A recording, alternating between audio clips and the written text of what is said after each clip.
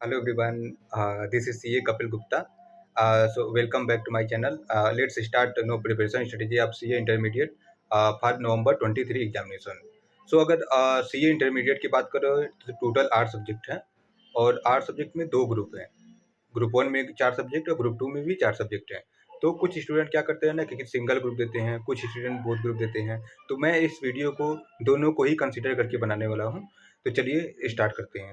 सबसे पहला जो चीज़ होता है कि सीए इंटरमीडिएट का मतलब कब से प्रिपरेशन स्टार्ट करें नवंबर 23 के लिए. मैं प्रिपरेशन का मतलब मेरा ये है कि सेल्फ स्टडी जो आप कोचिंग क्लासेस मतलब ख़त्म करने के बाद में जो आपका खुद का सेल्फ स्टडी रहता है उसकी मैं बात करने वाला हूँ. तो देखिए सीए इंटरमीडिएट का जैसे नवंबर में अगर एग्ज़ाम है तो अगर ये जून ख़त्म होने वाला वैसे तो जून को मैं वैसे कंसीडर नहीं करता हूँ. जून तो वैसे आज 19th है तो 10 दिन बचा हुआ है जून का. तो मेरे पास नेट 3 महीने की है. तो दोस्त आप इस चीज़ को इंश्योर करें कि अगर आप बोथ ग्रुप पे जा रहे हैं तो आपका मस्ट है कि जून एंड तक आप पूरे सब्जेक्ट को कोचिंग क्लासेस तो एटलीस्ट ख़त्म कर लें. अगर आपका जून के बाद भी अगर कोचिंग क्लासेस बचा रहता है तो आपके लिए थोड़ा डेंजरस सिचुएशन हो जाएगा, बिकॉज बोथ ग्रुप के लिए सी इंटरमीडिएट का एटलीस्ट 3 महीने की टाइम चाहिए रहता है. तो आप कृपया करके आपका जो कोचिंग क्लासेस है उसको इस जून महीने तक का ख़त्म कर लीजिए. आई होप कि आप कोचिंग क्लासेस आप करते आते रहे होंगे तो आपका वैसे भी ख़त्म होता है. जब मैं भी सी इंटर का तैयारी करता था तो मेरा भी नवंबर अटर में ही पड़ा था. तो उस समय यूजुअली मतलब जून तक ख़त्म हो जाता है. कोई एक आध सब्जेक्ट बचा रहेगा तो हम उसको जुलाई में भी मतलब एक आध वीक ले सकते हैं. तो डोंट वरी फॉर दैट. तो ठीक है, ये तो आपका सब्जेक्ट का हो गया. और दूसरा चीज़ ये है कि मतलब कितना रिवीजन के लिए मतलब 3 महीने सफिशिएंट हैं कि नहीं. मैं बोलता हूँ कि रिवीजन के लिए बोथ ग्रुप के लिए मोर देन एनफ है 3 महीने के लिए. तो आपको बिल्कुल हेजिटेट नहीं करना चाहिए. आपको ये नहीं सोचना चाहिए कि मेरा हो पाएगा कि नहीं हो पाएगा. और आपको ये भी नहीं सोचना चाहिए कि मतलब मैं एक ग्रुप पे जाऊँ, 2 ग्रुप पे जाऊँ. भाई एकदम बिंदास अभी से ही माइंडसेट आप बना लो कि मुझे बोथ ग्रुप क्लियर करना है, मुझे नवंबर 23 में अपीयर होना है और कोई डाउट आपके दिमाग में नहीं रहना चाहिए. तो आप इस चीज़ को कंसीडर करके आप अपने प्रिपरेशन को कंटिन्यू करें. और कोई भी अगर डाउट होता है, कोई भी क्वेश्चन होता है तो बस दोस्त मैं आपके लिए हमेशा अवेलेबल हूँ. आप इस चैनल को सब्सक्राइब करें, लाइक करें, फैमिली एंड फ्रेंड्स के साथ शेयर करें. हमेशा टिप्स एंड गाइडेंस के लिए मैं हमेशा अवेलेबल हूँ. कोई भी प्रॉब्लम हो आप कमेंट करिए, मेरे से कांटेक्ट करिए. ईमेल आईडी जो कमेंट में दिया रहेगा उस पर कनेक्ट करिए. मैं हमेशा अवेलेबल रहूँगा आपकी हेल्प के लिए. क्योंकि मैं भी जब अगर मैं बात करूँ कि मैं भी जब एक गांव से निकल के आया था, मैं अपने एक सिटी के लिए न्यू था. और जब सीए स्टार्ट किया था तो मुझे भी गाइडेंस देने वाला कोई नहीं था. तो मेरे लिए मैंने सोशल मीडिया से, यूट्यूब से कहीं ना कहीं चीज़ों को देखता था. मैं भी उस चीज़ को, लोगों के टिप्स को, एडवाइस को सुनता था. तो जा करके मैं चार्टर्ड अकाउंटेंट बना और एक अच्छी कंपनी में भी जॉब भी कर रहा हूँ. दोस्त सब कुछ लाइफ सेटल हो जाएगी. तो गाइडेंस ज़रूरी रहता है दोस्त. आप चाहे जिस भी एरिया से बिलोंग करते हैं, नो मैटर. अगर आप सही गाइडेंस लेते हैं, सही चीज़ें आप कंसीडर करते हैं तो बिंदास आप चार्टर्ड अकाउंटेंट बन जाएंगे. ठीक है. Coming to our main point.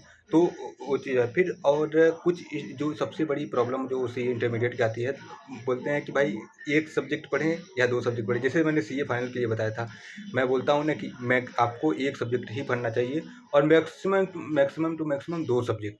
क्योंकि होता क्या है कि हम 3-3 4-4 सब्जेक्ट उठा लेते हैं ना तो उससे हम चीज़ों को कवर नहीं हो पाता है. और मतलब एक सब्जेक्ट पर सोचिए फ्लो बन रहा है तो आप तब तक दूसरा सब्जेक्ट उठा ले रहे हैं. तो इस चीज़ को करके अवॉइड करिए. और फिर उसके बाद जो सबसे बड़ी प्रॉब्लम आती है ना कि सीए इंटरमीडिएट के साथ में, सीए फाइनल वाले तो चीज़ों को जब भी समझ जाते हैं बिकॉज उनका इंटर्नशिप चलता है. और वो बहुत बहुत सारी चीज़ें को मतलब वो उस मेंटेलिटी पर तैयार हो जाते हैं, कुछ चीज़ें समझ सकते हैं. बट सीए इंटर वाले क्या करते हैं ना बच्चे कि मतलब वो अब जैसे अकाउंट जैसा सब्जेक्ट है तो उनको थोड़ा अच्छा लगता है तो मैक्सिमम टाइप सिर्फ और सिर्फ अकाउंट पढ़ते हैं. भाई साहब, आपको पास कराने के लिए एक सब्जेक्ट नहीं, 8 सब्जेक्ट का बैलेंस बनाना ज़रूरी है. आप इस चीज़ के लिए कंसीडर करें. आप एक सब्जेक्ट में 90 मार्क्स भी लाते हैं तो भी आपको फेल करा देगा अगर किसी में 40 भी नहीं ला पाते हैं. तो इस चीज़ को कंसीडर करें. आपका कोई ऐसा फेवरेट सब्जेक्ट है तो ऑफकोर्स आप उसको टाइम दें. आपको स्कोरिंग करना है 70 मार्क्स 80 मार्क्स स्कोरिंग करना है उसमें. बट ऐसा नहीं है कि उसके चक्कर में कोई ऐसा सब्जेक्ट रह जाए जिसमें 40 भी ना पाए. तो इस चीज़ को कंसिडर करिए। मतलब बिगेस्ट मिस्टेक अगर मैं बोलता हूँ कि सीए इंटर वाले करते हैं तो भाई यही करते हैं, और इस चीज़ से लिए बचिए। आप बैलेंस बना करके चलिए, सारे सब्जेक्ट को एक निगाहों से देखिए, सारे सब्जेक्ट पर बराबर टाइम दीजिए। अगर आपको कोई फेवरेट सब्जेक्ट है तो ऑफकोर्स आपको 70-80 प्लस मार्क्स उसमें लाना ही है, बट जो आपको सब्जेक्ट आपको जो पसंद नहीं है तो भाई वो भी पास कराने के लिए उसमें भी 40 चाहिए रहेगा। तो उसके लिए कृपया करके आप उस पर भी टाइम दें, उस पर रिजनेबल टाइम दें कि एटलीस्ट आपको पास करा सके। पेपर वो तगड़ा भी आ जाए तो भी 40 नंबर किसी भी तरह से आप नया आपके पार लग जाए, क्योंकि पेपर का पैटर्न इंस्टीट्यूट का हर बार चेंज होता रहता है। तो इस चीज़ को कंसिडर करके आप हमेशा तैयारी करें और उसके लिए करें।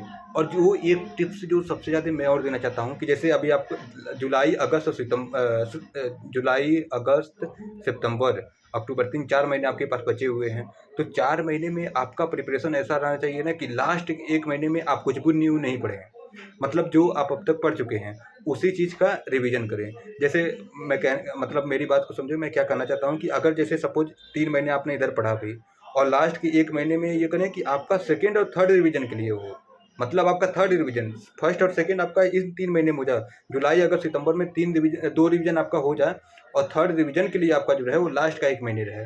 तो दोस्त लास्ट का 1 महीने में 8 सब्जेक्ट को इस तरह से बैलेंस बनाओ कि 8 सब्जेक्ट आपका रिवीजन हो जाए, कोई सब्जेक्ट छूटे ना, कोई टॉपिक छूटे ना। क्योंकि अगर सपोज आप फर्स्ट टाइम किसी चीज़ का रिवीजन कर रहे हो लास्ट के महीने में जा करके, तो आप सोचो कितना बड़ा लॉस कर रहे हो कि एक ही टॉपिक पर आप ज़्यादा टाइम दोगे क्योंकि फर्स्ट टाइम आप पढ़ रहे हो। तो बाकी जितना आपने पहले पढ़ चुका है ना, उस पर आप टाइम नहीं दे पाओगे तो वो भी भूल जाएगा। क्योंकि ऑफकोर्स सिलेबस इतना बड़ा है कि आप हर चीज़ें रिवाइज मतलब रिमेंबर नहीं कर सकते हैं जब तक आप मल्टीपल टाइम रिवीजन नहीं करेंगे। तो इसके लिए आप हमेशा इस चीज़ को इंश्योर करें कि लास्ट के 1 महीने सिर्फ़ और सिर्फ आप तीसरे रिवीजन के लिए देंगे।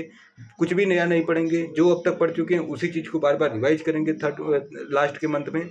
और एक जो सबसे हम लास्ट टिप देना चाहते हैं कि इस तरह से सब्जेक्ट को बैलेंस करें कि जैसे आपका अकाउंट्स का पेपर है, तो अकाउंट्स के पेपर के लिए उससे पहले का जो आपका सब्जेक्ट है उस चीज़ को पहले कंप्लीट कर लें। जैसे आपका जो होता है, जैसे ग्रुप 1 कोई दे रहा है तो उसका टैक्स का जो सब्जेक्ट रहता है वो सबसे लास्ट में पड़ता है।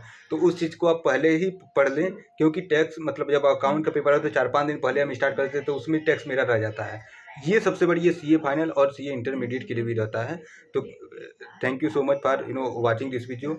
मतलब इस चीज़ को इस चैनल को आप सब्सक्राइब करें, अपने फ्रेंड के साथ शेयर करें। मैं इस तरह की बहुत सारे वीडियो स्ट्रेटेजी टिप्स मैं सीए इंटर के लिए लाना चाहता हूँ। Thank you so much.